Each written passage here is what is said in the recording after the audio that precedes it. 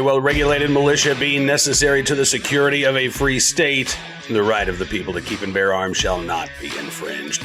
Welcome to another edition of Bearing Arms, Cam and Company. My name is Cam Edwards. Glad you're with me on the program today.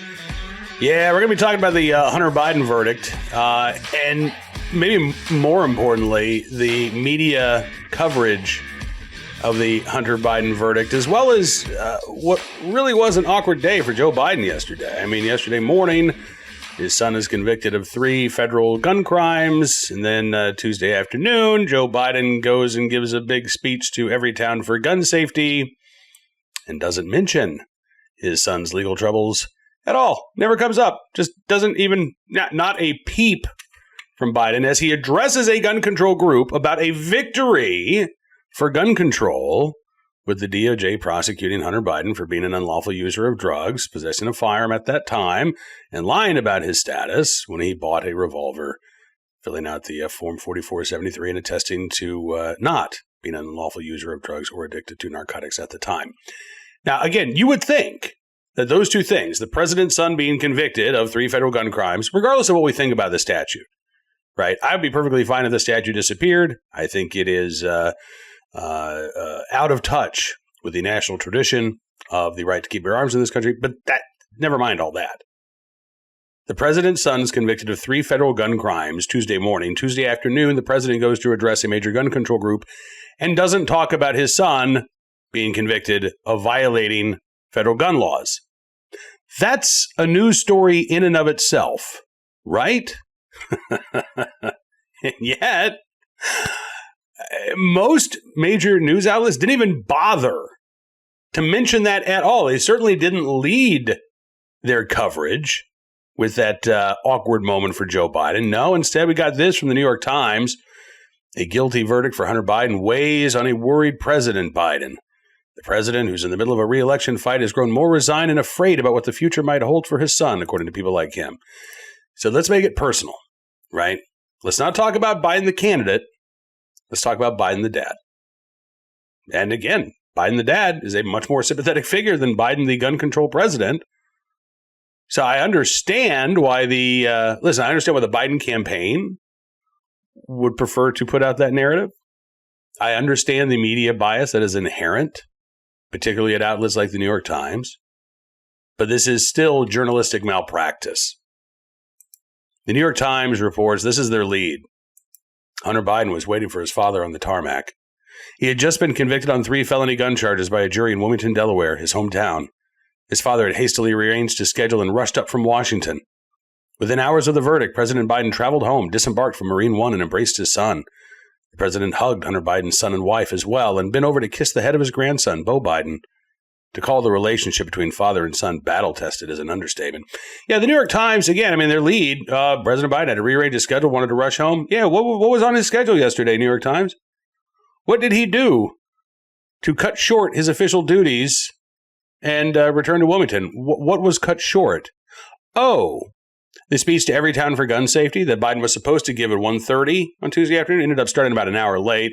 I actually wondered if they weren't just going to ditch the appearance at the last minute, because as we were waiting for Biden to appear, Politico reported that Biden was going to get on Air Force One, head to Wilmington at 3 p.m. I think they reported that around 2 p.m. Biden took the stage at Everytown's Gun Sense University right around 2:30, spoke for about 20 minutes, and then took off to get home to see Hunter, which is fine. Again, that's fine. But it's not fine for the New York Times to ignore and downplay the awkwardness of Biden addressing a gun control group and fail. First of all, the awkwardness of him addressing the gun control group several hours after someone was convicted, and then not mentioning his son's conviction. This is all the New York Times said about it. And this is buried way down. It's the last 2 paragraphs of the story. Shortly before he left for Wilmington, Mr. Biden was also reminded of the political reality he's facing ahead of the election in November. A speech he delivered on gun control on Tuesday afternoon was interrupted by several protesters of the war in Gaza. He paused briefly before continuing his remarks. Other business at the White House was canceled on Tuesday. The daily press briefing removed from the schedule, and around 3 p.m., Mr. Biden left Washington and bound for Delaware. So they bring up the heckler who it was about 30 seconds of that speech. But the New York Times doesn't even bother to report that Hunter Biden's trial and his conviction was never mentioned or acknowledged when Joe Biden addressed the gun control group, right? Everytown for gun safety. That's the New York Times coverage. Here's Politico's coverage. Biden's team was waiting for a Hunter verdict that didn't make it easier when it arrived. Again, here it is. It's sympathy for Joe Biden, the man, right? And a little bit Joe Biden, the candidate. Oh, what's this going to mean for his election? Little bit of that. But again, the tone is entirely sympathetic to Joe Biden. The subhead from Politico, the campaign anticipates the outcome will become more of a fixture on the trial and more fodder for Trump, but they don't expect it to have a big impact. Yeah.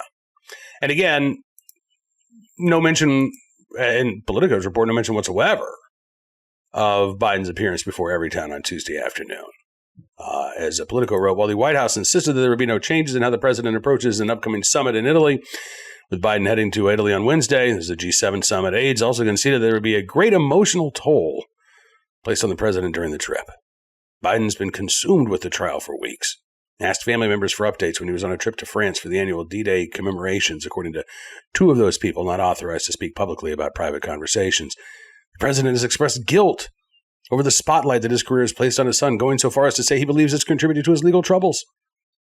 If I weren't running for re-election, he would have gotten the plea deal, Biden told a confidant earlier this month, according to a person familiar with the conversation.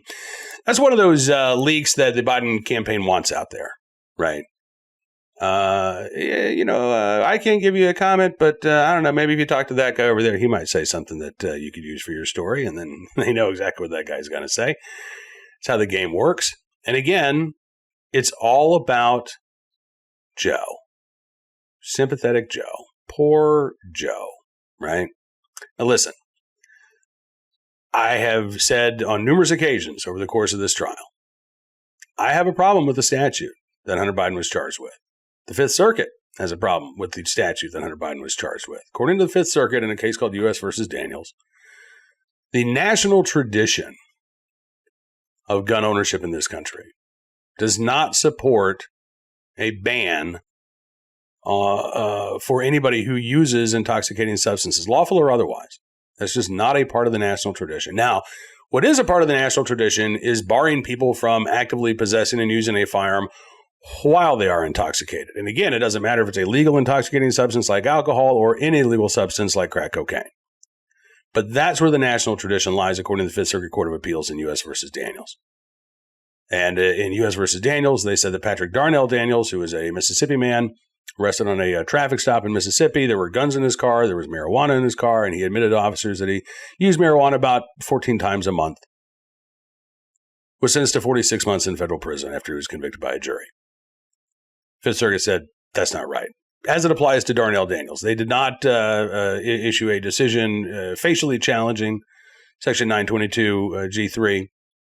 But they did say in the case of Patrick Darnell Daniels, he was in essence wrongfully convicted. Now, that case is pending before the Supreme Court. The government has appealed the Fifth Circuit's decision.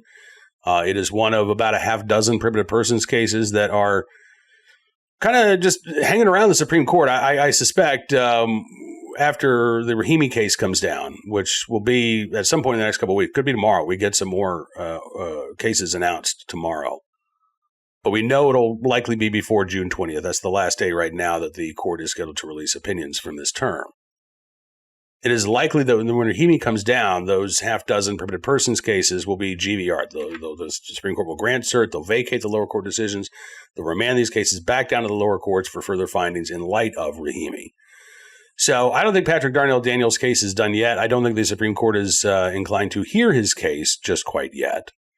But the Rahimi case could provide some guidance, again, on what is the standard when we're depriving somebody of their right to keep and bear arms. Is it just, well, you committed a felony, or you committed a crime punishable by more than a year behind bars, or you're the subject of a restraining order, or does there need to be some sort of individualized finding of dangerousness? which I think there were some justices on the court during Rahimi's oral arguments that were certainly leaning in that direction, that maybe Mr. Rahimi was dangerous enough that he should be deprived of his right to keep and bear arms after a domestic violence restraining order was granted. But what about Patrick Darnell Daniels, who was not accused of a violent crime, was accused simply of possessing a firearm while using marijuana and received a nearly 4-year prison term as a result? What about Brian Range, the Pennsylvania man who decades ago pled guilty to a misdemeanor offense of falsifying his income on a food stamp application? But because that crime, again a misdemeanor, he was sentenced to probation. But because that crime under Pennsylvania law at the time was punishable by more than a year in jail, or a year in prison, even though it was a misdemeanor offense, Brian Range lost his right to keep and bear arms, has not been able to get it back since. Mr. Range's case is also pending before the Supreme Court. So it is possible that the court issues some guidance in Rahimi that says, or at least implies, maybe not states directly, but at least implies that Section 922G3 is problematic from a constitutional standpoint. I hope that's what happens. But again, as of today, the law is on the books. There are people being charged around the country whose last name is not Joe Biden, or last name is not Biden. It is not that Hunter Biden was solely singled out for this. Now, I admit I do have some questions, not to get any other media entities in trouble, but it does seem odd to me. Somebody like Joe Rogan talks quite a bit, and I like Joe Rogan. I've been a guest on his program. I was probably his worst guest, but I was a guest in his program long ago. But Joe Rogan talks quite a bit about smoking pot, right? And he talks quite a bit about owning guns. And he doesn't seem to have gotten in any trouble.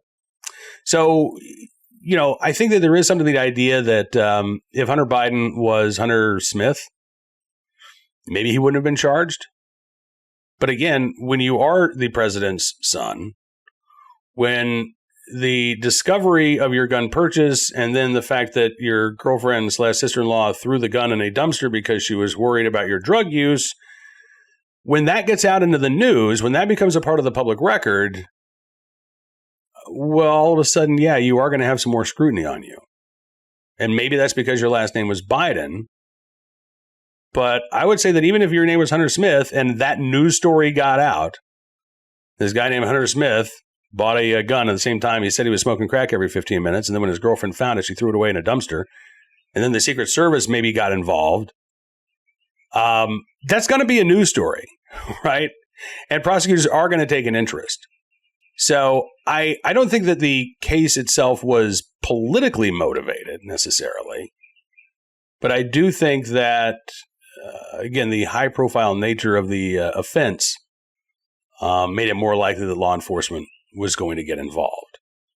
Now, again, none of that really matters in terms of the sympathetic portrayals that the media will be showering on Joe Biden, right? A loving father deals with a troubled son. It's a great story. But that's not the entire story.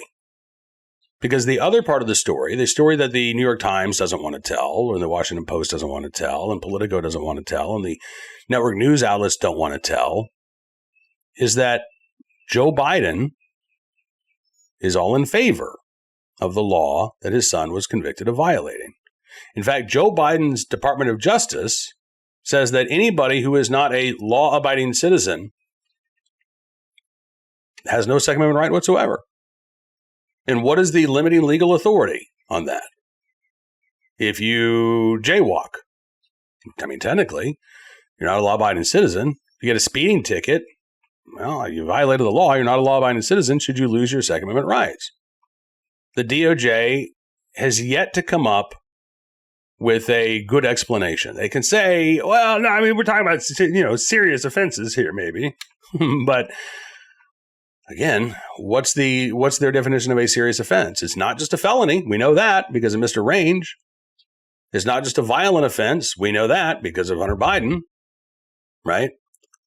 So the DOJ's position really is, if they can nail you on anything and take away your right to keep and bear arms, they will. And that is part of Joe Biden's legacy, not as a father, but again, as a senator, as a vice president, and now as the president. His support for all of these gun control measures is not just an inherent part of Joe Biden's ideology. It is a major component of his reelection campaign. Why didn't he bail on Everytown yesterday? My first thought was that the campaign thought it would be too embarrassing. That would draw attention to the fact that Biden was convicted and Hunter Biden was convicted in the morning. Then Joe Biden doesn't want to talk to the gun control group, and that becomes a bigger story. So just go, make your appearance. Don't bring up your son's conviction. Get out of there. Go to Wilmington. But, the more I thought about it, it's not like the media would have been upset with Joe Biden if he ditched the Everytown event. It's not like their coverage would have been any less sympathetic today, right? It would have been Joe Biden loves his son so much that he scrapped all of his scheduled plans on Tuesday and returned home so he could be with his son. That would be the coverage. So why did he go through with it? I think the answer is because the gun control lobby is that important to Joe Biden's reelection chances. I mean, if you look at the public polling, and granted, look, it's early, it's mid-June, a lot of people aren't really paying attention to politics until after Labor Day, at least historically. I don't know that that's the case this year, to be honest, but if you look at the polls, not good news for Joe Biden, right? Donald Trump's conviction did not give Biden a boost in the polls that we've seen. There are states that have been battleground states or even, really favorable for Democrats over the last couple of election cycles that seem to be slipping away from Joe Biden. Just looking at some of the latest polls here.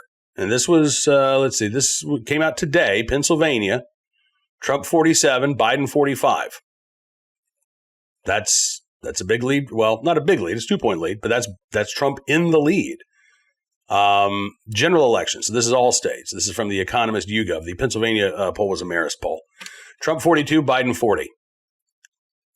Tuesday, Ohio, we had a poll come out from Marist. Trump 48, Biden 41.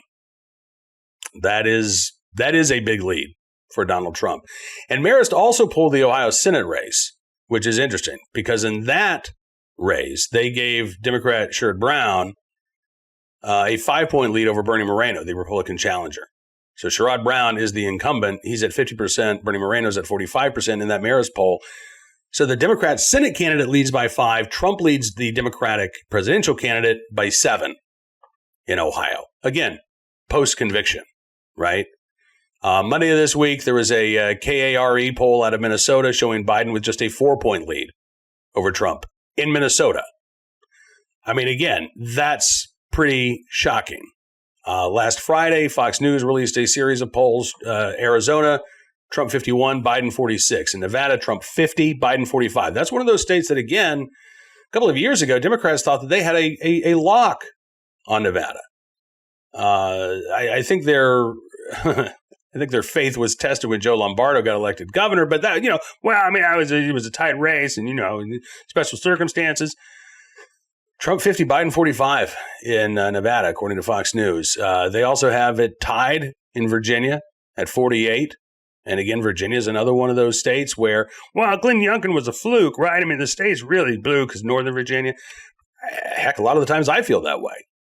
But Biden is underperforming in the state of Virginia. Florida, Trump 50, Biden 46. That's probably not as strong in Florida as Trump would like to see, but it's still a lead.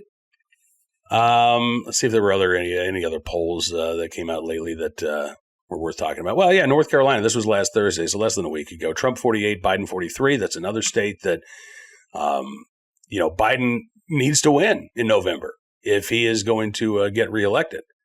That same poll showed Democrat Josh Stein leading the governor's race over Mark Robinson by a single point. Stein 44, Robinson 30 or 43. So Trump is outperforming Republicans down ballot, post-conviction, right? There has been no dent in his support in battleground states since the election came down. Joe Biden brought up Trump's felony conviction when he was talking to Everytown. Actually, you know what? I take that back. He did not bring up Trump's conviction.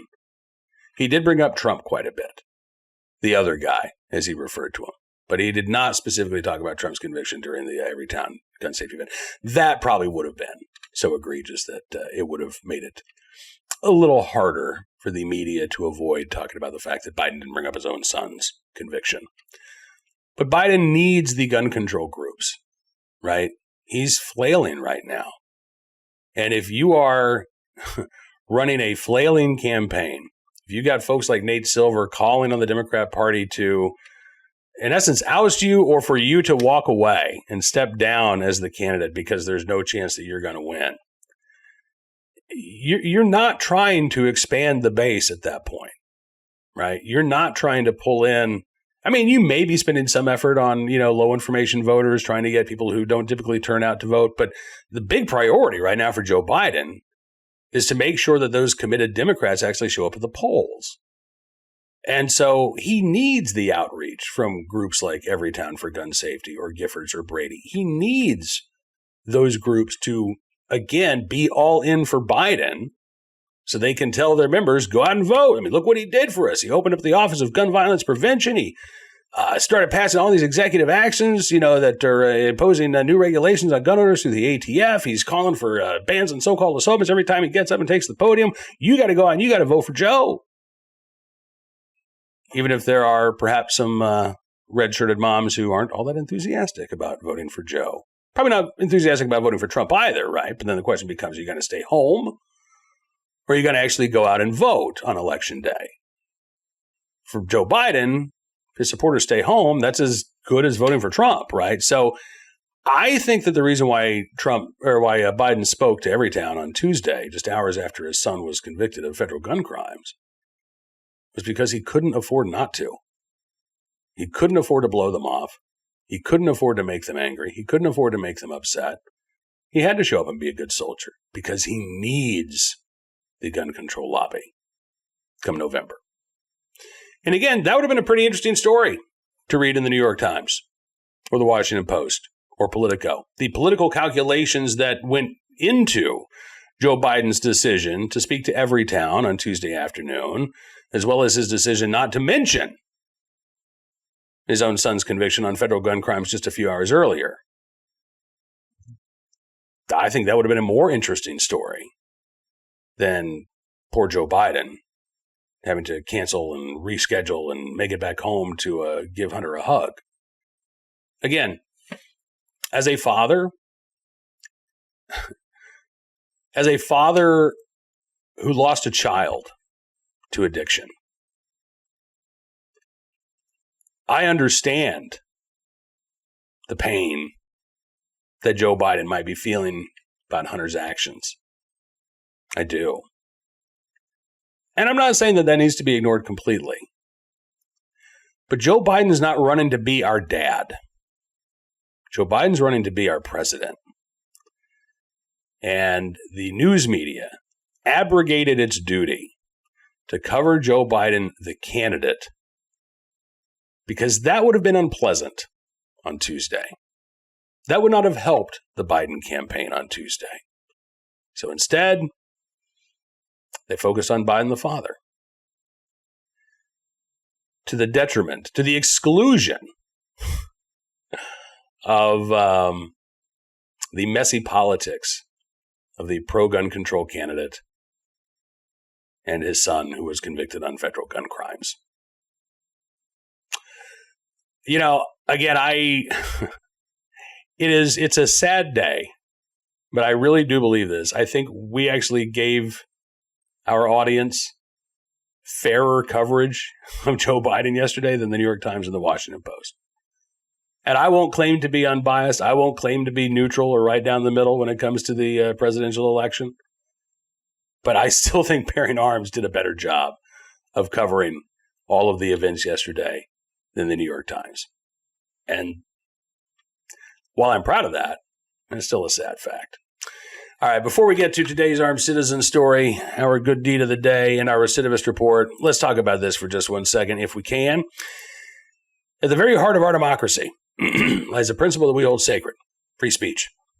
It is the cornerstone that supports every freedom we cherish. Yet in today's digital age, discussions about our wealth, our rights, and our future are being silenced or overshadowed in mainstream narratives, leaving many feeling voiceless in conversations that are crucial to our financial independence and security. This is where wealth protection research steps in, armed with a mission that's never been more critical. Wealth protection research is not a financial advisory firm. They're defenders of free speech, committed to giving a voice to the silenced. Wealth protection research tirelessly seeks out financial experts. These are the voices that challenge prevailing narratives, especially as we navigate the uncertainties of the 2024 election. Wealth Protection Research has created a 2024 Election Wealth Protection Report. Now, this free report highlights the 3 best ideas for protecting and growing your money heading into the 2024 election. It contains ideas the mainstream media won't touch, and listeners can get it completely free. Just text ideas to 76626 to receive your free copy of this 2024 Election Protection Report. It's time to widen the scope of what we're told, to hear the ideas the establishment doesn't think you can handle, and to take control of our financial destinies. Text ideas to 76626 to claim your free copy. All right, moving on to today's Armed Citizen story.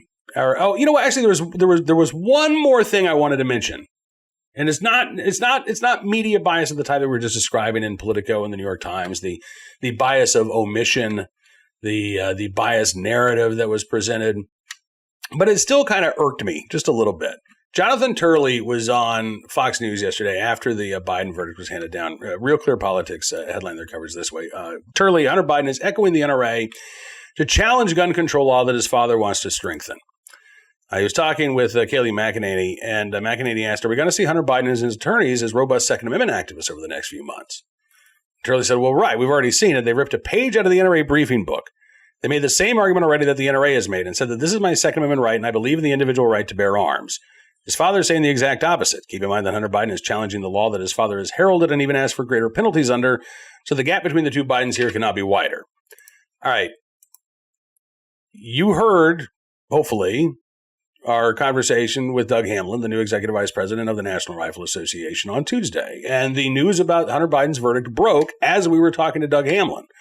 And so I asked Doug Hamlin, would the NRA defend Hunter Biden? What was the NRA's reaction to Hunter Biden getting convicted? And Doug Hamlin's response was, well, he broke the law. So I would tell Jonathan Turley that, no, Hunter Biden is not echoing the NRA, because for the moment, I don't think it is fair to say that the NRA has challenged or is critical of Section 922G3.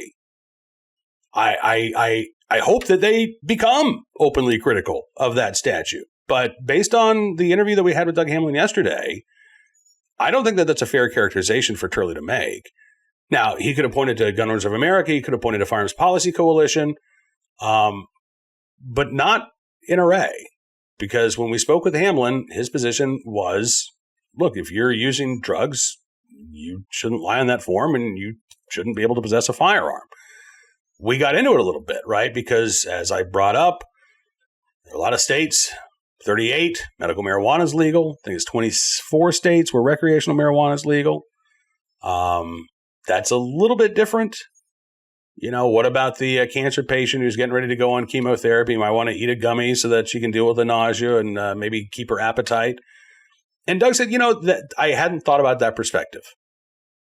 So to be fair, I think it is an open question maybe as to what the NRA's position is right now. But I do not think it is accurate to say that the NRA has been arguing that Section 922G3 is unconstitutional. Because to the best of my knowledge, they have not. I hope that they do. I think that they should. But I don't think that that's a position that the NRA has officially taken.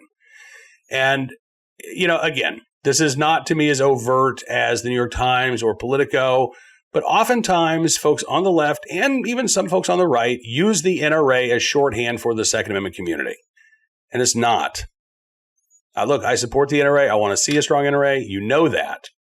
But the NRA is not synonymous with Second Amendment supporters. It does not encompass every Second Amendment supporter. It does not speak for every Second Amendment supporter. And it should not be used interchangeably with the Second Amendment community at large. So as long as I'm going after the New York Times and Politico, I want to ding Jonathan Turley just a little bit for his, I think, overly broad assertion about the NRA coming to Hunter Biden's defense. All right, now let's move on to today's Armed Citizen story, our good deed of the day, and our recidivist report. We will start there with a case out of St. Louis. Robbery suspect released on bond in April, arrested in June for multiple burglaries. Yeah. And this one, I got to say, I'm a little confused by. So, police say that 49-year-old Terry Jones, back in April, stole a man's car at gunpoint. I think we called it a carjacking. Jones was arrested a short time later. He was charged with first-degree robbery as well as armed criminal action. He was quickly released on bond, but he was placed under house arrest. He was supposed to have GPS monitoring, and he was ordered to return to court on May the 9th. Well, when that date rolled around, Jones didn't show up in court. So an arrest warrant was issued. Now, again, keep in mind, he was ordered to be on GPS monitoring. So when he didn't show up in court, it should have been pretty easy to check the GPS monitor, right? Where's Mr. Jones? Let's go find him. And if they found that the monitor had been cut off, well, that's another charge that could be filed. But it doesn't sound like they did any of that. Instead, 11 days later, May 20th, police say that Jones and a female accomplice broke into an apartment, stole electrical equipment, a TV monitor, and 3 Ring cameras.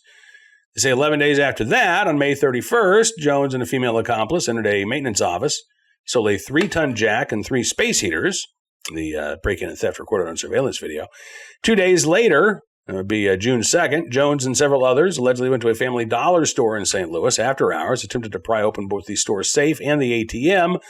When that didn't work, they ended up allegedly stealing large quantities of merchandise from the store and then left in a white SUV Lexus RX 300. June 4th, police say that Jones broke into another Family Dollar by smashing open the front window, allegedly damaging the alarm control pad, 2 locked cases in a safe, stole merchandise off the shelves, stuffed them into plastic bags, and left. And then on June the 7th, Jones went back to one of the Family Dollar stores that he had previously allegedly burgled after hours. This time, officers arrived at the store in time to catch Jones leaving with a white trash bag filled with cigarette cartons and other merchandise.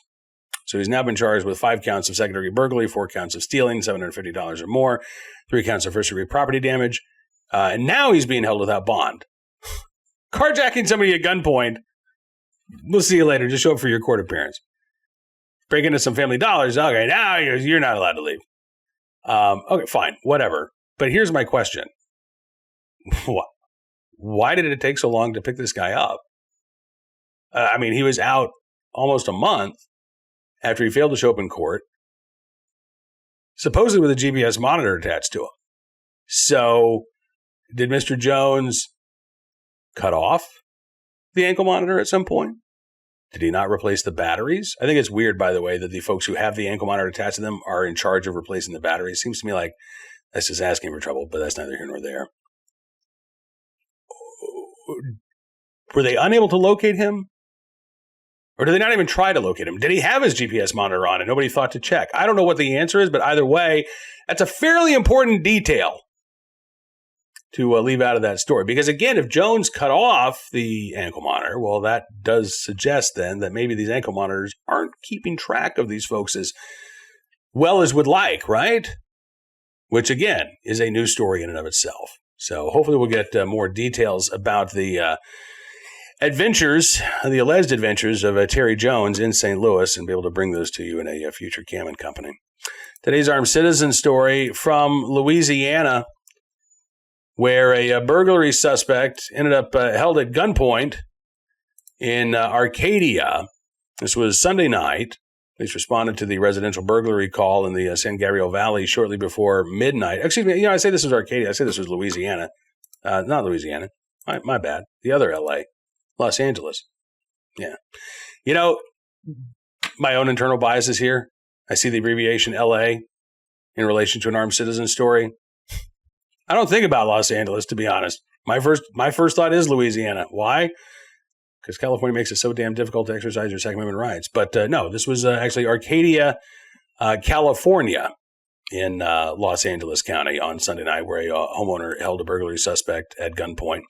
Investigators learned that several suspects actually left the home shortly before midnight and were confronted by the homeowners as they waited for officers outside. So apparently the homeowners showed up, noticed that something was wrong. Rather than go into the house, they called police while they're waiting for police to show up. That's when the burglars leave. According to authorities, a fight broke out between one of the suspects and one of the homeowners, leading another homeowner to fire a gun into the air. Not a good idea. What goes up must come down.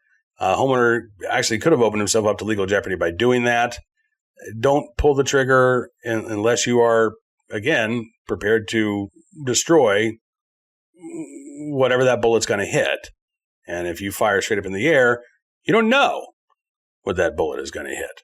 I would say firing a warning shot on the ground, same thing, don't do it. If you're in fear for your life, discharge that firearm. If not, don't pull the trigger because you're opening yourself up to legal jeopardy.